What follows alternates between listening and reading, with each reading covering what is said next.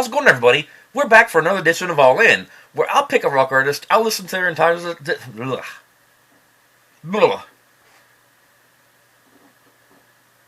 Oh, how's it going, everybody? We're back for another edition of All In, where I'll pick a rock artist, I'll listen to their entire discography, and give my thoughts on it. The rules go kind of like this. The band in question must have 5 or more original studio albums. Cover albums can count. Generally, I don't talk about live or acoustic albums unless the songs are original in that form. So, here we go. And so today, we're going to feature a band called Stone Sour, as the pop stations used to say. That's right. So Stone Sour, we got Corey Taylor in his second band. And I'm telling you, Corey Taylor is a busy man. Like, over the past 25 years... he's been bouncing between Slipknot and Stone Sour. And with Stone Sour, we have a total of 6 original studio albums and 2 EPs. With Slipknot, he had 7 studio albums over there, and he might have done some solo stuff too on top of all that. So, and a lot of guest appearances on other bands' albums. So, very busy man in the past 25 years, I must say. So, Stone Sour's discography spans from their self-titled album in 2002 all the way to Hydrograd in 2017. So yeah, we'll get started here. Before I get started, how did I get into Stone Sour? Well, the first time I heard them, they played the song Bother, which was like, obviously the breakout song, and instantly that song was all over the place. Not only in the rock world, but like, the pop stations were playing it. So I guess you could say it was like Corey Taylor's, not preview, but, debut. That's what I'm looking for. I had a brain fart. Corey Taylor's debut to the top 40 world, I guess. And I always considered Stone Sour more like the softer side of Slipknot or Corey Taylor. So it's kind of a little inside joke that me and GMC always had about this is, like, we never really were a big fan of the pop stations back then. And when they started playing Bother, I remember they said, this is from a band called Stone Sour. And the rock stations were playing this long before the pop stations ever got a hold of it. But getting to the albums, this is the only one I got on physical copy, the self-titled edition of Stone Sour. And remember back in the day when you had an enhanced CD? Don't know how well you see that. But yeah. That's how it was. You pop it in your computer, maybe you get a couple music videos, some behind-the-scenes shit. So, yeah. We start off with Get Inside. We have Orchids, Cold Reader, Blotter, Choose, Monolith, Inhale. Of course, the big song, Bother. You have Blue Study, Take a Number, Idle Hands, Trumbolt, and Omega. And if you get the bonus edition with the reversed cover, it's like the colors are like reversed in the cover. You get Rules of Evidence, The Wicked, Inside the Cynic, Kill Everybody, and Roadhogs. I can only imagine though, like the people that love the song Get Inside never heard anything else from this band. I can only imagine they went to the music store, they bought it, they might question why it has a parental advisory, but they're like, I don't know. They pop it in the CD player, and Get Inside comes on like, and then it's like, motherfucker, get inside!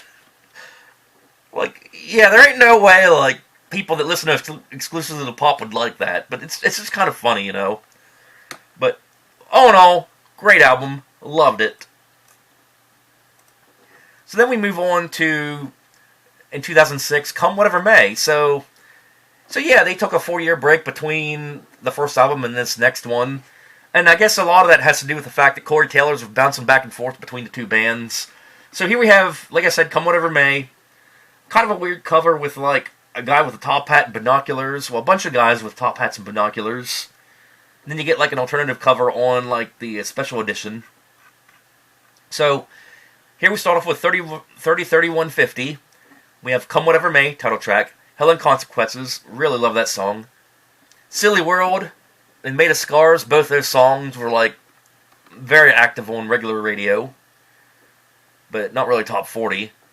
Reborn, Your God, Through Glass, that was a big one there. Biggest one of that album, I'd say. We have Sokio, First Person, Cardiff, and the original album ends with, I guess it's pronounced Zix Road, ZZYZX Road. And kind of a little funny side story about Zix Road. When me and GMC were out west the first time, it was somewhere in California when we were going out to visit my other cousin who was living out there at the time. This is back in 2010. There really was a ramp that said Zix Road, and I got a picture of it somewhere. Maybe I'll insert it in the clip here if I find it. But yeah, I wonder if that's the road they were singing about. Don't really know. So then, if you go into the special edition, well, they did another version of Zix Road. You have Suffer, Fruitcake, The Day I Let Go, Freeze Dry Seal. They did a really cool cover of Wicked Game by Chris Isaac. And we end it with The Frozen, which Wicked Game actually was an acoustic cover. That's been a very commonly covered song in recent years, Wicked Game.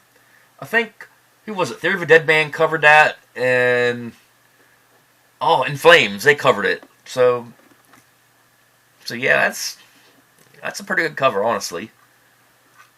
So, moving on, we have 2010's Audio Secrecy, or Audio Secrecy. I guess that's how you say it. But anyhow, I guess he was over at Slipknot, did an album, came back over here, did an album. So we have the title track, Audio Secrecy, and then we have Mission Statement, very good tune. We have Digital, Did You Tell? Say You'll Haunt Me, which was a very popular one.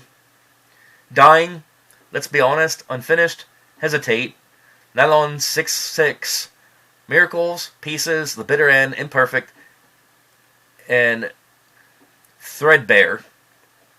And then, if you got the special edition, you got Hate Not Gone, Anna, Home Again, and Saturday Morning, which was an iTunes exclusive there. So, another good solid one from those guys. But yeah, I mean, in some of these tracks, like, a lot of these tracks are pretty heavy, sort of like Slipknot, but you hear a lot more, I wouldn't say ballads, but slower songs in this. I guess ballad is sort of more of a dated term by this point, but anyhow. We move on to their fourth album, House of Golden Bones Part 1. So yeah, we have a two-parter here. So here we have a Gone Sovereign, Absolute Zero, good tune there. We have A Rumor of Skin, The Travelers Part 1, Tired, RU486, My Name is Alan, Taciturn, I think it's called, Influence of a Drowsy God, The Travelers 2, Last of the Real, and if you got the Japanese edition, you got Gallows Humor, the demo. So then, if we segue right into House of Golden Bones Part 2, which that one came out in 2013. And in this one you get Red City, Black John, Sadist, Peckinpah, Stalemate, Gravestand, or Gravesend, 82, Little Uncanny Valley, Blue Smoke, the popular track off of this, Do Me a Favor, The Conflagration, and the House of Golden Bones. So, like, the last one's basically a title track to both. And then if you got the Japanese bonus, you had the rough demo of Shine. And, yeah, all in all, not too bad. So then, before we get to the final album, we move on to the two EPs. So, here what we got is all covers. So